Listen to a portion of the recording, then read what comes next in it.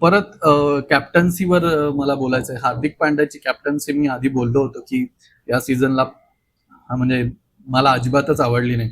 एक दोन त्याचे डिसिजन्स सोडता बाकी सगळे डिसिजन्स म्हणजे मला मला कळलेच नाहीत रादर. म्हणजे काय मुंबईच्या हितासाठी त्यांनी काय विचार केला आणि स्वतः रिस्पॉन्सिबिलिटीज खूप कमी वेळा घेतली त्यांनी, स्पेशली बॉलिंगमध्ये.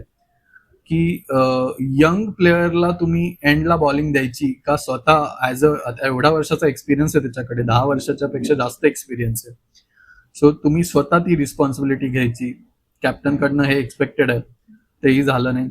सूर्यकुमार यादव अगेन काल राज बावासारखा यंग प्लेअर ज्याला आय थिंक त्याचा फर्स्ट चान्स मिळतोय बॉलिंग टाकायचा या सीझन मध्ये, आणि त्याच्यावर तुम्ही शेवटच्या ओव्हरची जबाबदारी देताय जेव्हा 15 रन हवेत आरसीबीला आणि ते ऍक्च्युली पराभवाच्या दिशेने चाललेले होते, पण तुम्ही त्याला वरती त्यांनी बघ दिसू शकत होतं की ती नर्वस होता तो, व्हाईट बॉल स्नो बॉल.